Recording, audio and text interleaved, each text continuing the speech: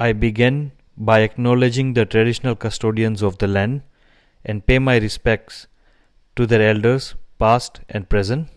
I extend that respect to Aboriginal and Torres Strait Islander peoples.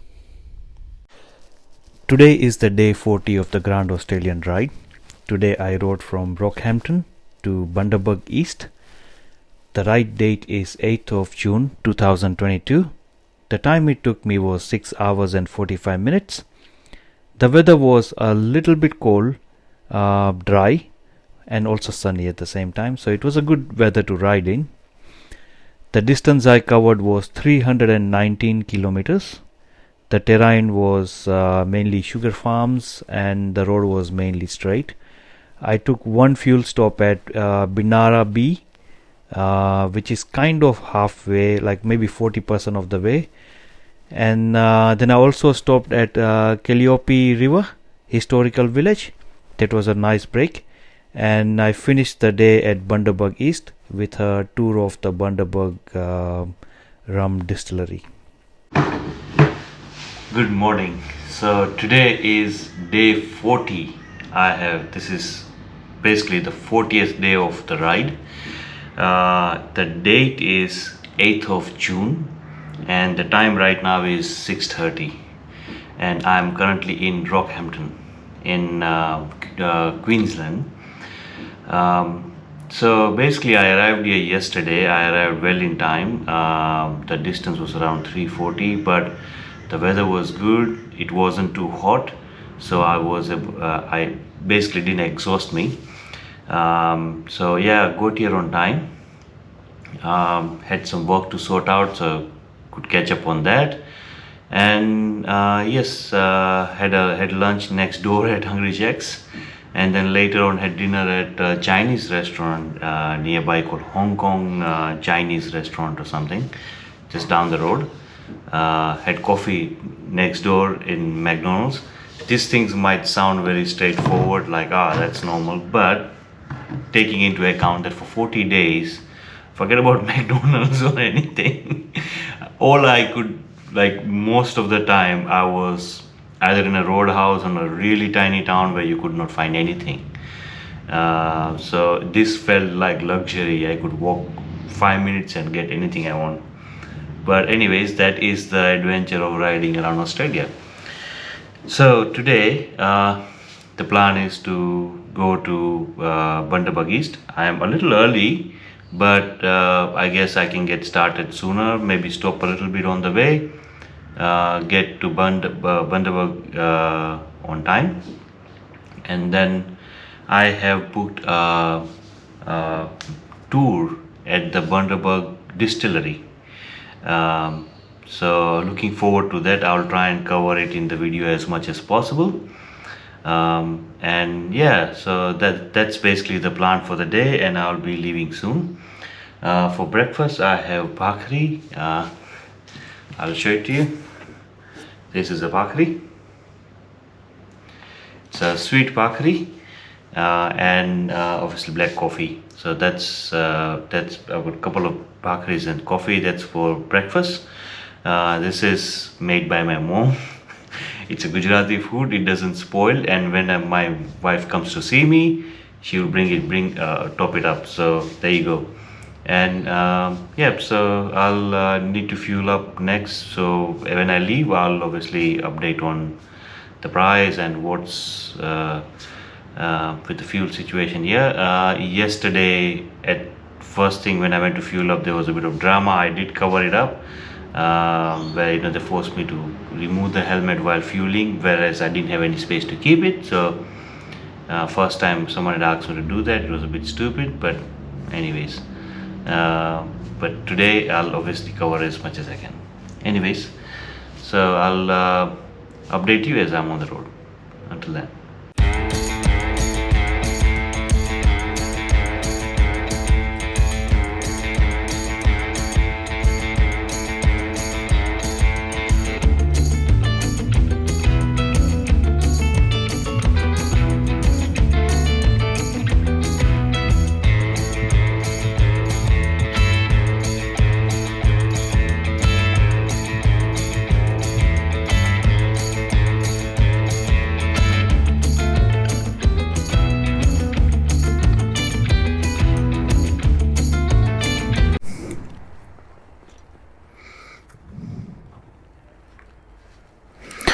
Alright, so we're all good to go. Just check the direction. It's about 290 kilometers from here. Check the fuel. It's enough for now, so I'll probably fill up on the way, along the way. And yeah, all set. Now that's where I was staying. So let's get started. Om Ganeshaya Namah. Shri Adishakti Mata Ki Jai. Krishna Kanhaiya Lal Ki Jai. Har Har Mahadev Har.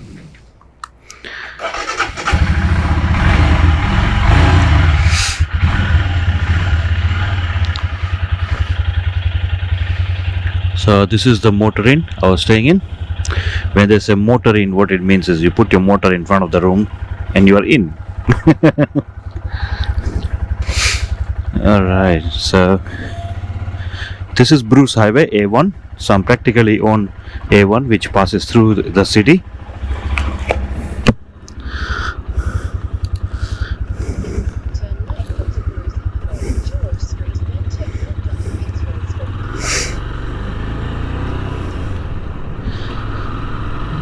So as you can see, everything is so close by.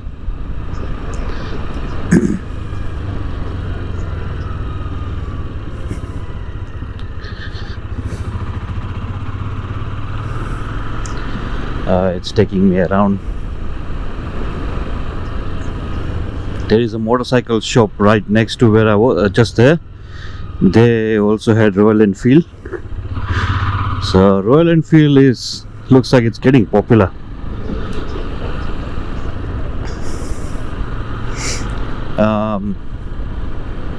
Queensland is probably one of the biggest markets of motorcycles in Australia, I think, because the amount of motorcycles I've seen over here is just mind-blowing, considering it's winter. So obviously it's winter in the rest of the Australia, but in Queensland it's still warm, so you can ride a motorcycle. So yeah, and I'm just realized that I'm feeling a little bit chilly already. So yeah, looks like from tomorrow onwards I have to start layering up after a long time. Which I don't mind. Oh, look at that cow. Where I was staying, it was A1.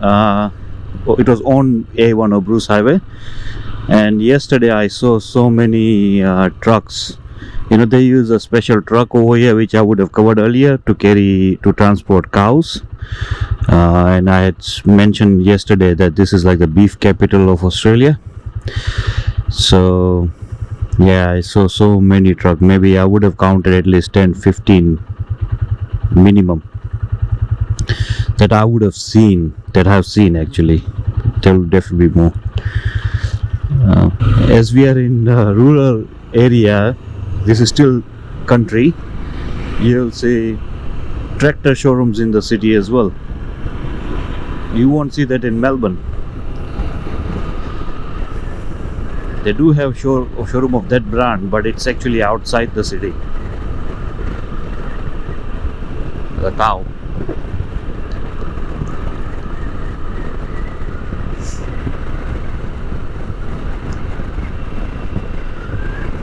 It's 7 o'clock, so obviously everything is everything is still closed, and you can see many motels around here. Motel, another motel. Like, I'm just saying, another motel.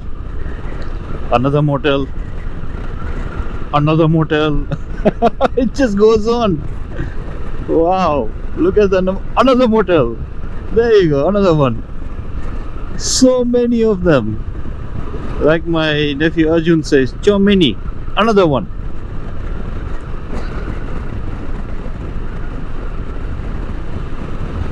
You can see the amount of choices you have when you are here. No problem finding accommodation, I guess. That's why yesterday I paid 83 for the room. I think there's another one here. Anyways, Yeah, another one. Yeah, I paid 83 for the room, and but the room was upstairs. So I said, nah, if you can please give me something downstairs. I need something closer to the bike, so it's easy for me to load, unload, and I can keep a lookout for the bike. He was like, yeah, sure. He looked and he's like, okay, you know what? Another one. Is like, yeah, I can do something. It'll cost you extra $5. I was like, yeah, but no problem, right? Because I have paid such ridiculous amounts for accommodation in some places where you get really, really bad accommodation for really high price. This was good. So yeah, another one. So yeah, the cost has come down purely because of competition, I guess.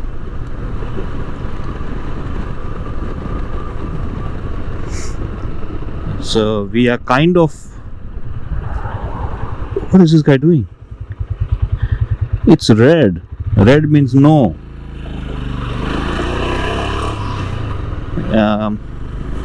Get back on Bruce Highway on the left.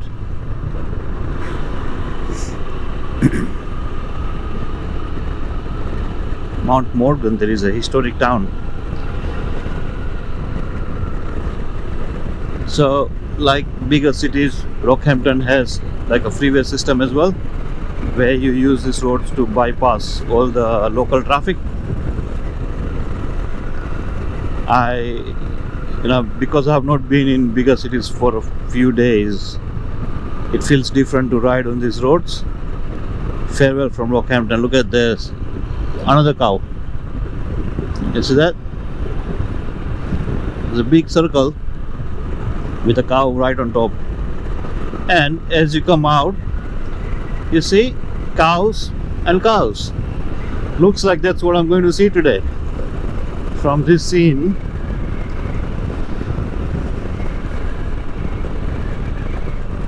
But the difference is the cow breed is different, because you see the weather has changed around here. Now it's cooler, so they use like the Jersey cow, the one without the hump. The hump one is the Indian version, but the non-hump is, I think, the European version. Or they're all mixed breed, but where they come from basically.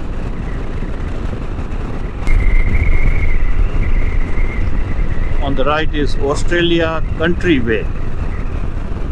There's another route on the right, Australia Country Way. Never heard about that. In fact, never heard about any of the ways. Like Pacific Ways, South Pacific Way or Pacific Way, where I'm riding right now. Not now, but like on this route last couple of days. Then Indian Ocean Way after Perth. And now there's something else. There's Matilda Way when going to Normanton. You see this train, really massive train again. There's a lot of coal mining that happens in Queensland as well, as far as I know. Before getting to Rockhampton, I think on the way there was signage for coal port. So there is a port where they ship the coal from. There is a special port for coal, and that port is one of the reason, is also why there a lot of people are protesting against coal export in Australia, because that while exporting the coal, it pollutes the Great Barrier Reef. But anyways, that train, most likely it is a coal train. It carries coal, COAL, yeah, colsa. So it carries coal from around the area. There are a lot of coal mines in Queensland as well. I haven't personally come across one while riding yet. I have seen a sign for the port, but I don't know, maybe I'll come across something or maybe not. But otherwise, yeah, still a good ride. Very chilly right now.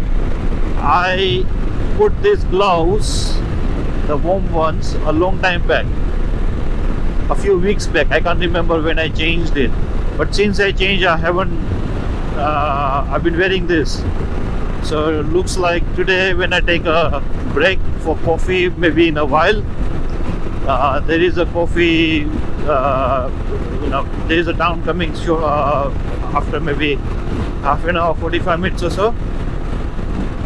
I'll change back to the warmer gloves. It's getting very chilly now for sure. Now in Gladstone region. Before entering Rockhampton, we entered Capricorn Coast region, and now we are in Gladstone region. Now Gladstone region, they say it's the southern part of the Great Barrier Reef is in this region. I think they said the same for Coral Coast region as well. So yeah, Gladstone region. Maybe it's to do with the council as well. The council changes. The sun is actually coming in my eyes right now. I'm riding east. So southeast, northeast, east. The sun kind of comes in the eye. There's Gladstone is a town, is a city or town along the way. Maybe that's the capital of Gladstone region. You see over here, we will obviously bypass it because it comes on the side, so we are not going that direction. See, from there you can go to Gladstone.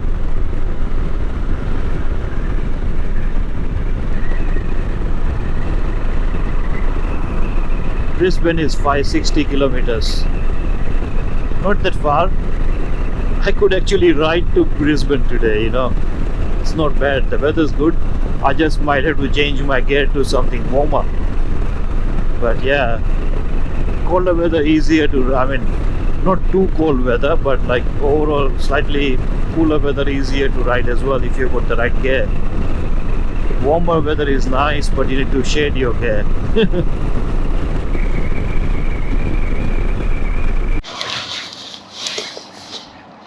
Oh, it's so cold in these gloves, so I have to finally change this, put them away, and start wearing the warmer gloves. These are the dry rider ones that I have.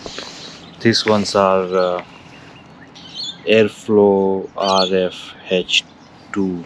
They are like really good ones. Amazing performance so far, the best. Got good ventilation and everything, so but don't need that now. At this point I just need something really warm, so I'm going to move to these ones. Same, I'm going to remove the jacket, put a warmer layer now. I thought I can get away with it by end of the day, but doesn't look like.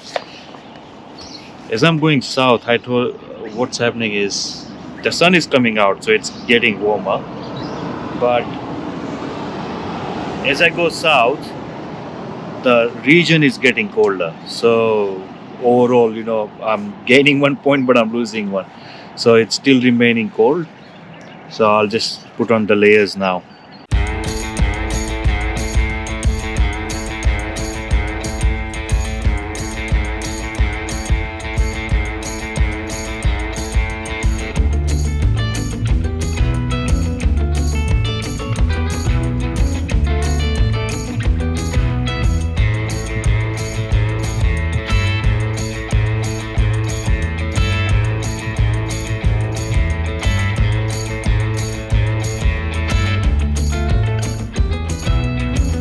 Alright, so I've layered up, changed gloves. These ones are dry rider ones, really nice but very warm as well. Perfect for this condition. Now I'm all good to go. It's cold, but I'm prepared.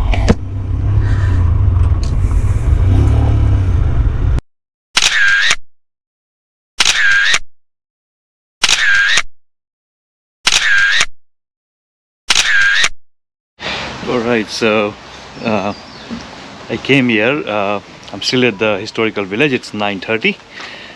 Met some really interesting people, and I was just sitting with a gentleman. Had coffee, and we are having a conversation. He's been to India like so many times, and he was talking, about his experiences, and we just went on. I was sitting over there for nearly half an hour with him. Anyways, I'm here in the village. A very nice place. It's definitely a good stop to have when you're on the way to between. Yeah, the battery got cut, but yeah, they've got a train buggy over here, a really old one. It's a good experience just to try and see what it used to be like.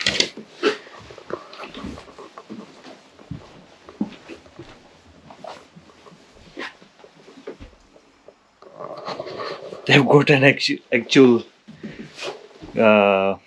you call luggage as well. Yeah, so there you go. I'll just walk around briefly over here.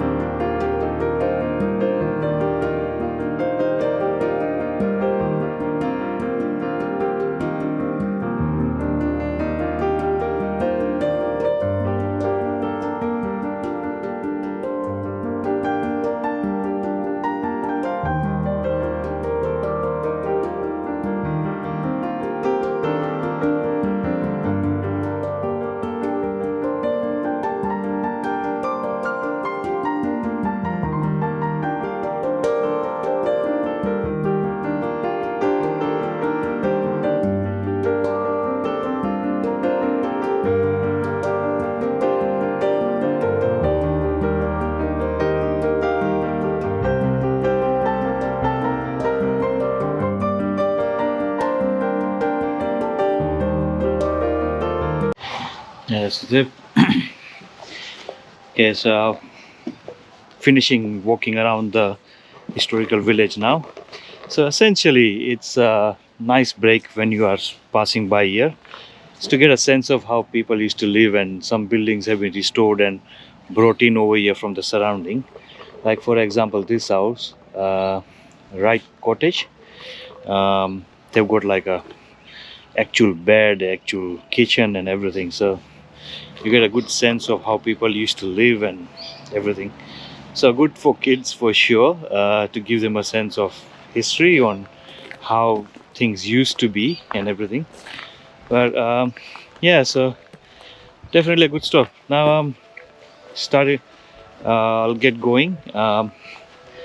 It's warmed up a little bit as well, so that's good. But even though I've geared up already. But yeah, now I'll just maybe take a couple of stops and get to where am I going? Bundaberg. Anyway, see you on the road. Alright, so it was so much fun over here. I had conversations with so many people. There was a couple from a South African couple who lives in Australia, in New Zealand, and now in Australia. Met them, very nice people. The ladies over here were so nice, very helpful, and yeah, we had so many conversations about the journey so far and everything. Yeah, it's a very interesting place, like I'd shown earlier. So that's a historical village. A good place to stop, definitely. Now we are on our way, about a couple of hours away now, I guess. And yeah, so I guess that's the stop I had today. Now I'm just going to stop at just for fuel and rest. Otherwise we'll keep going. The weather's got better now. It's warmed up a little bit, which is nice. Here it is. I need to fuel up now.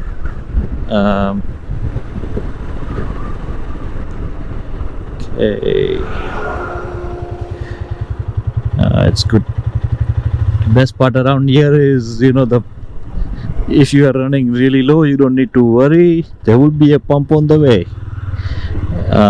There will be a fuel station on the way. And here it is.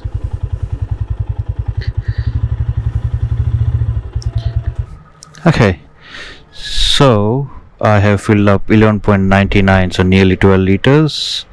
The rate is 199.9, so total has come to 23.97, so I'll say round up to $24. So that's it. So I'm going to go and pay for the fuel now. I have hit 15,000 kilometers. Yeah, 15. So the ride, as I claim, is 15,000 kilometers. The bike was nearly new. When I started the ride, I was at 1857 kilometers. So I am 15,000 kilometers, 1857 kilometers short of 15,000 kilometers count for this ride.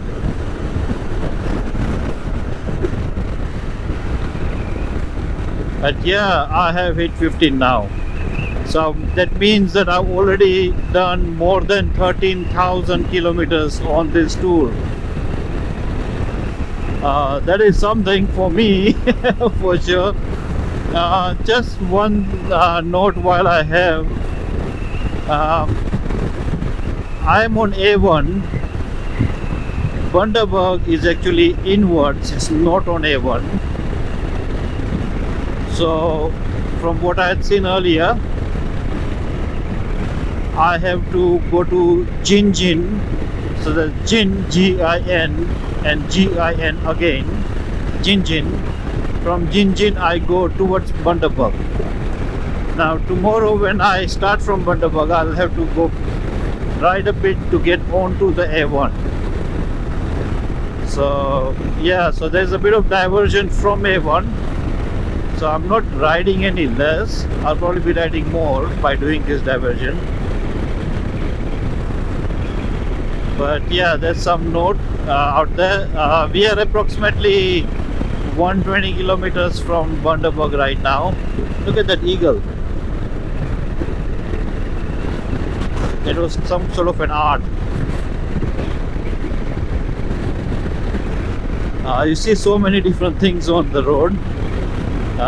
Miriam Way is the next, it's the town now. That's where we are. Miriam Way. I'll probably want to take a short break, go around here and then continue. So only had one fuel stop today, that's it. And we're almost there. And then takeaway. They don't have accommodation, so usually roadhouses have accommodation as well. They just thought we'll call it a roadhouse. You see the houses over here? They're elevated from the ground. Not this shade, but most of the houses. This one as well is elevated. I don't know if you can see the ones on the right. They're lifted from the ground. Okay, this guy wants to turn back. Looks a lot of traffic for fuel.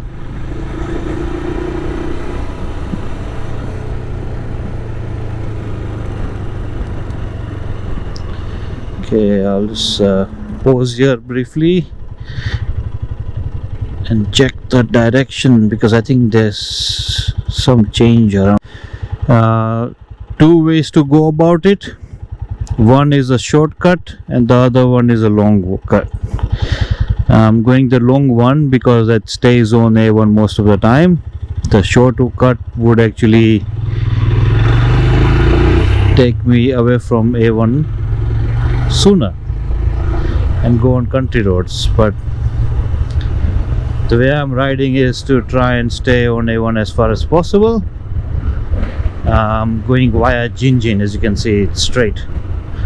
I could go to via 1770 and Angus Water as well. I could go to Bundaberg via those two places as well, but I'd seen on the map that I'll go via Jinjin, so I stay on A1 most of the time. So Jinjin is 99 kilometers,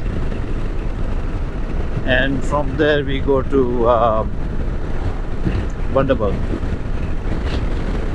which I don't think is very far from there. We will see some sign anyways. Now I understand why Google was taking me away from A1. It's because of these roadworks.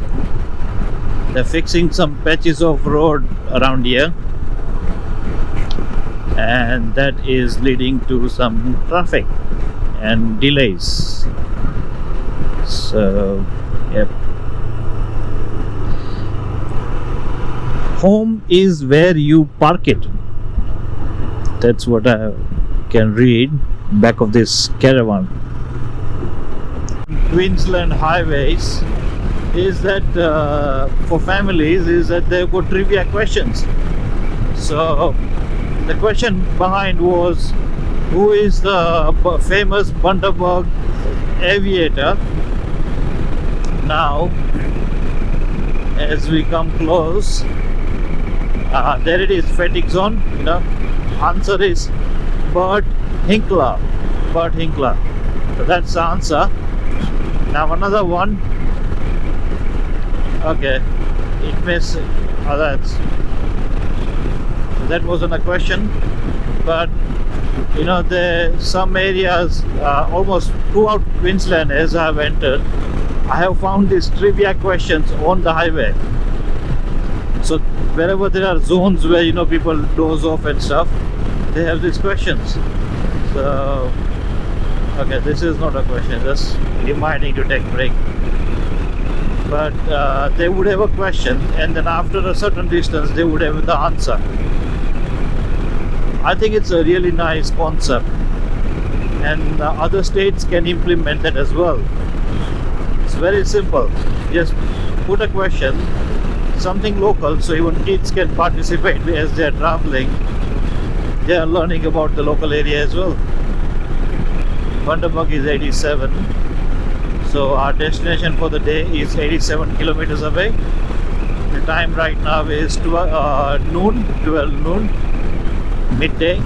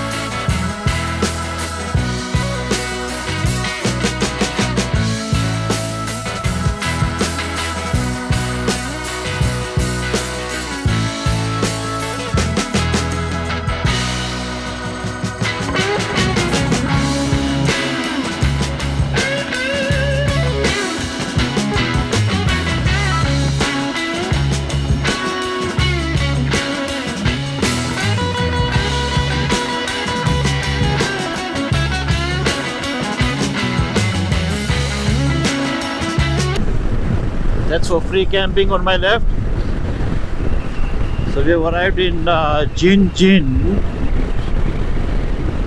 From here, a bit further down, we'll take left to go towards Bundaberg. Now, when we go towards Bundaberg, we will be going off the A1. Queensland's friendliest town. That's the signage, Jinjin. It's after Caltex, we take a left turn. Looks busy around here.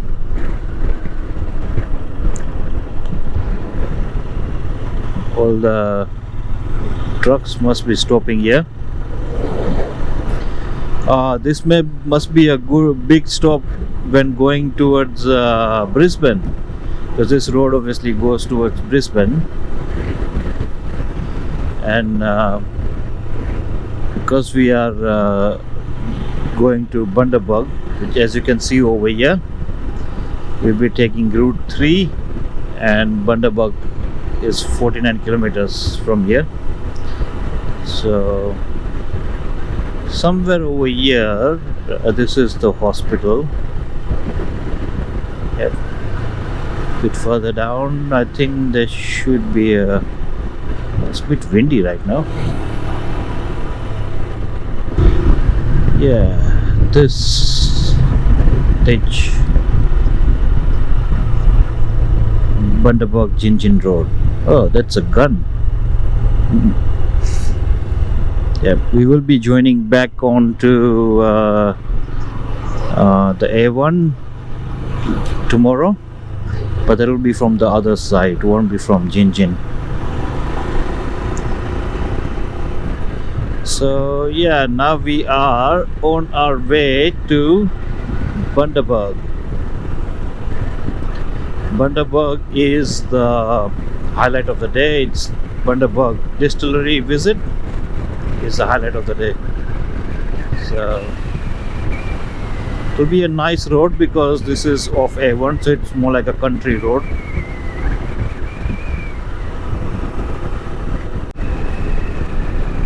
As you'll notice, on my right there is sugarcane, and sugarcane on my left as well. So as we head towards Bundaberg, sugarcane has started again. For a brief period I didn't see any sugarcane around Rockhampton, but now as I get closer to Bundaberg, I can see that the sugarcane is sort of, as you can see, on both sides. Right now you see it on the left, and I'm also seeing signs of molasses for sale and all of that. Molasses is actually the ingredient, you know, when the sugar is made, one of the byproducts is molasses, which is used. There you go, the train. The whole thing has started, trains, and there is a railway crossing. So cane railway. Yeah, so molasses is made is a byproduct of sugar, and it's used to make rum and other liquor, even for beer I think. But rum, I know molasses is used. So I'm in Bundaberg now.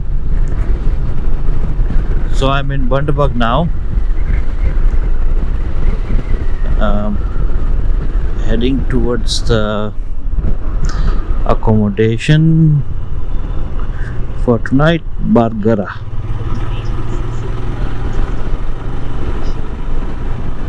That's a bridge.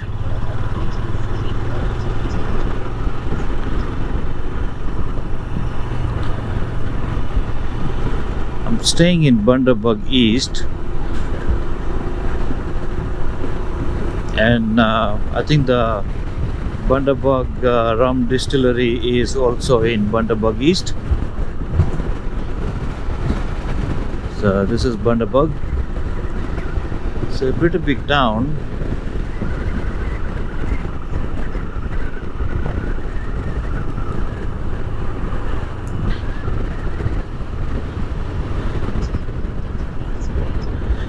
Bundaberg is actually known for an aviator. It's got a museum over here as well. So I think now we are in Bundaberg East. Turn left for the distillery, rum distillery. That's where I have to come later right now. Later today, like it's 1:20, so I'm going to go to the accommodation, unload the bike, and then come back over here on the left hand side. That's where the distillery is. That's the tour is for today. Sugar. Bundaberg sugar is very famous as well, and a lot of soft drinks are made here too.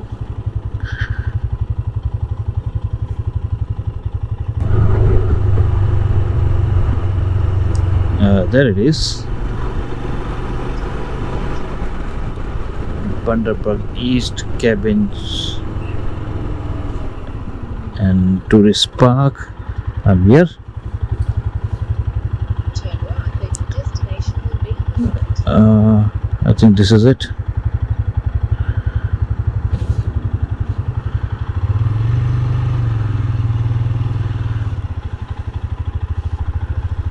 Bundaberg East Cabins.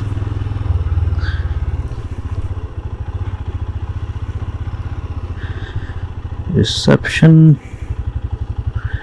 is over here.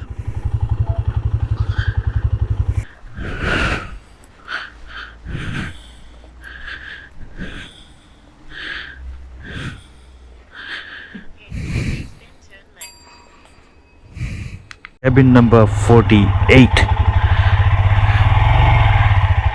Just that was the reception back there. It's road number 1, 2 and 3. So this is on the right is the kitchen, common kitchen, I think, right there. And we are right at the end.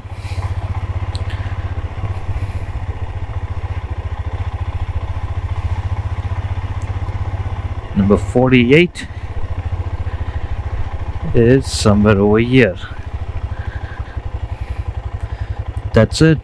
That is the one. So Musti has a good spot, but it's uncovered, which is fine, and looks like the toilets are separate, like I had it somewhere else. I can't remember it right now. Okay, I think I do. It was in WA for sure, at the early part. Carnarvon, I think Carnarvon was the place. Cabin and a separate toilet. Alright, so here's the key. Got a little place to sit over here. Which one is it? Alright, so that's